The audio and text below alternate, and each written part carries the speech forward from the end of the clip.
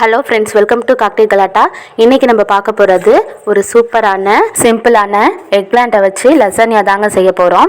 இந்த எக் பிளான்ட்டில் நம்ம குழம்புல அப்படி இல்லைன்னா பொரியல், கொஸ்து அந்த மாதிரி செய்யலாங்க. ஆனால் நம்ம இப்போது இந்த லசானியா செய்ய போகிறோம். அதுக்கு கடாயில் 2 ஸ்பூன் அளவுக்கு எண்ணெய் சேர்த்துட்டு ஒரு பெரிய வெங்காயத்தை குட்டி குட்டியாக கட் பண்ணிவிட்டு நல்லா வதக்கிக்கோங்க. இப்போ நம்ம ஆனியனை கேரமல் பண்ண போகிறோம். ஒரு அரை கிளாஸ் அளவுக்கு தண்ணி சேர்த்துட்டு நல்லா மிக்ஸ் பண்ணிக்கலாம். ஒரு 5 நிமிஷம் மூடி வச்சுக்கலாம், வேகட்டும். 5 நிமிஷம் ஆகிட்டு வெங்காயமோட நிறம் கொஞ்சம் மாறி இருக்குது. மறுபடியும் கொஞ்சமாக தண்ணி சேர்த்துட்டு இதை நல்லா மிக்ஸ் பண்ணிவிட்டு மூடி வச்சு வேக வச்சிடலாம். இப்போ நம்மளுக்கு சூப்பராக ஆனியன் கேரமல் ஆகிட்டு. இப்போ அடுத்து நம்ம மேரினேராக சாஸ் பண்ண போகிறோம். அதுக்கு 4லேருந்து 5 போல் தக்காளி எடுத்துக்கோங்க. அது நல்லா அந்த மாதிரி பேஸ்ட்டாக அரைச்சி எடுத்துக்கலாம். பெங்களூர் தக்காளி தாங்க எடுத்துக்கணும், புளிச்ச தக்காளியாக எடுத்துக்கிறாதீங்க. இப்போ இதில் லைட்டாக உப்பு சேர்த்து மிக்ஸ் பண்ணிக்கலாம். 4லேருந்து 5 பல் பூண்டு, கொஞ்சமாக சில்லி ஃப்ளேக்ஸ் சேர்த்துக்கலாம். பூண்டை குட்டி குட்டியாக கட் பண்ணி சேர்த்துக்கோங்க. இப்போ இது எல்லாத்தையும் ஒன்றா மிக்ஸ் பண்ணிக்கலாம். கொஞ்சமாக ஆரிகானோ சேர்த்துக்கலாம். இதெல்லாம் நம்ம ஃப்ளேவருக்காக தாங்க சேர்த்துக்கிறோம். சில்லி ஃப்ளேக்ஸ் 1 டேபிள் ஸ்பூன் அளவுக்கு சேர்த்துக்கோங்க. இப்போ இதில் உங்கள்கிட்ட பீஸா சாஸ் இருந்துச்சுன்னா சேர்த்துக்கோங்க, அப்படி இல்லைன்னா டொமேட்டோ கெச்சப் சேர்த்துக்கலாம். நம்ம ஆனியனை கேரமல் பண்ணியிருந்தோம்ல, அதை சேர்த்துக்கலாம். இந்த தக்காளி நல்லா சுண்டி வரணும், அதே போல் பச்சை ஸ்மெல்லும் போயிருக்கணுங்க. பச்சை ஸ்மெல் இருக்கவே கூடாது. அப்போ தான் நம்மளோட மேரினேட் சாஸ் சூப்பராக ரெடியாக இருக்கும், நல்லாயிருக்கும் சாப்பிட்றதுக்கும். இப்போ நமக்கு மேரினேட் சாஸ் ரெடி ஆகிட்டு அடுத்து ரிகோட்டா சீஸ் செய்ய போகிறோம். அதுக்கு 100 கிராம்ஸ் அளவுக்கு பன்னீர் எடுத்துக்கோங்க. அது கூட 2 சீஸ் ஸ்லைஸ் சேர்த்துக்கலாம். ஒரு 1/4 கப் போல் கேஷ்யூநட் சேர்த்துக்கலாம். கொஞ்சமாக சால்ட் சேர்த்துட்டு பெப்பர் அரை ஸ்பூன் சேர்த்துட்டு இது எல்லாத்தையும் நைஸாக அரைச்சிக்கோங்க. இந்த மாதிரி நல்லா திக்காக பேஸ்ட்டாக அரைச்சிக்கலாம். உங்களுக்கு வேணும்னா ஆலிவ் ஆயில் சேர்த்துக்கோங்க, நல்லா பேஸ்ட்டாக ஆகும். அதுக்காக ஆலிவ் ஆயில் சேர்த்துக்கோங்க தேவைப்பட்டால். இப்போ நம்மளோட எக் பிளான்ட் எடுத்தாச்சு. அதை இந்த மாதிரி ரவுண்டாக தீன் ஸ்லைஸில் நல்லா கட் பண்ணிக்கோங்க. நான் இன்றைக்கி ரவுண்டு பேனில் தான் செய்ய போகிறேன், அதனால் ரவுண்டாக கட் பண்ணிக்கிட்டேன்.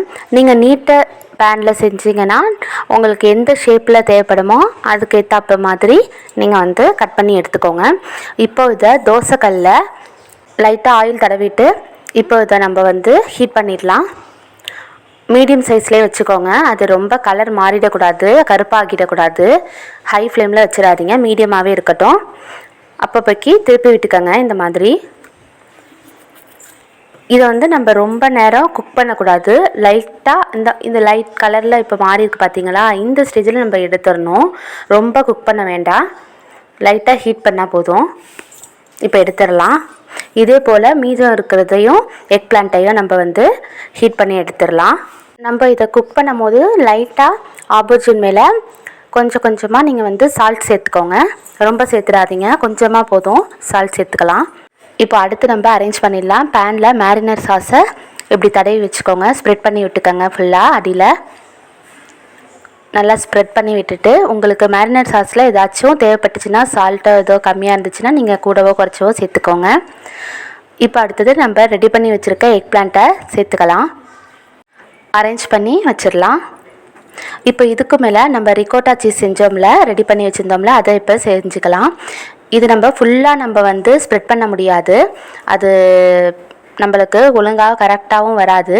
அதனால் அங்கங்கே இருக்கிற மாதிரி ஸ்ப்ரெட் பண்ணி விட்டால் போதும்.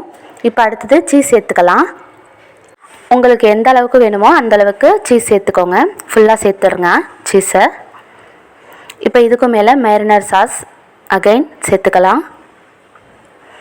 நல்லா சாஸை ஸ்ப்ரெட் பண்ணி விட்டுக்கோங்க. அடுத்தது எக் பிளான்ட் வச்சுக்கலாம். இதுக்கு மேலே ரிகோட்டா சீஸ் அகைன் சேர்த்துடலாம். அடுத்தது நம்ம வச்சுருக்க சீஸ் சேர்த்துக்கலாம். ஃபுல்லாக சீஸ் சேர்த்ததுக்கப்புறம் அதுக்கு மேலே சில்லி ஃப்ளேக்ஸ் கொஞ்சமாக சேர்த்துட்டு உங்களுக்கு வேணுங்கிற அளவுக்கு சில்லி ஃப்ளேக்ஸ் சேர்த்துக்கோங்க. அடுத்தது இதில் ஆரிகானோ சேர்த்துக்கலாம். ஆரிகானோ சேர்த்துட்டு இப்போது இதை நம்ம ஒரு பட்டர் பேப்பர் வச்சு க்ளோஸ் பண்ணிடலாம். இந்த மாதிரி ஒரு ஷீட்டை வச்சு க்ளோஸ் பண்ணிவிடுங்க. இப்போது இதை 15 to 20 மினிட்ஸ் லோ ஃப்ளேமில் வச்சுக்கலாம். லோவாகவே இருக்கட்டும், ஹை ஃப்ளேமில் வச்சிடாதீங்க. 15 to 20 மினிட்ஸ் இருந்தால் போதும். இப்போ 20 மினிட்ஸ் ஆகிட்டு ஓப்பன் பண்ணி பார்க்கலாம். பாருங்கள் எவ்வளோ சூப்பராக நம்மளோட லெசன்யா சூப்பராக ரெடி ஆகிட்டுன்னு. பார்க்கவே ரொம்ப அழகாக இருக்குது. இப்போ இதுக்கு மேலே இந்த ஹீட்லேயே இன்னும் கொஞ்சம் பேலன்ஸாக இருக்கிற சீஸை சேர்த்துக்கலாம். மொசரல்லா சீஸ் சேர்த்துக்கலாம். இப்போ இதை நம்ம கட் பண்ணி சர்வ் பண்ணிடலாம் பிளேட்டில். நமக்கு இப்போது சூப்பரான எக் பிளான்ட் லெசன்யா ரெடி ஆகிட்டு. நம்ம லெசன்யா பொதுவாகவே லெசன்யா ஷீட் வச்சு பண்ணுவோம். நம்ம ஹெல்த்தியாக இருக்கிறதுனால இப்போ நம்ம இந்த ஆபர்ஜின் எக் பிளான்ட் லெசன்யாவை செஞ்சாச்சு. இதை நீங்கள் மார்னிங் பிரேக்ஃபாஸ்ட்டாக வச்சு சாப்பிட்லாம். அப்படி இல்லைன்னா ஈவினிங் ஸ்நாக்ஸாக கூட சாப்பிட்லாங்க. கண்டிப்பாக அதை நீங்கள் வீட்டில் ட்ரை பண்ணி பாருங்கள். ட்ரை பண்ணி பார்த்துட்டு எப்படி இருந்துச்சுன்னு கீழே கமெண்ட்ஸில் சொல்லுங்கள். Thank you friends. தேங்க்ஸ் ஃபார் வாட்சிங். இந்த வீடியோ உங்களுக்கு பிடிச்சிருந்துச்சுன்னா லைக் பண்ணுங்கள், ஷேர் பண்ணுங்கள், கண்டிப்பாக சப்ஸ்கிரைப் பண்ணிடுங்க.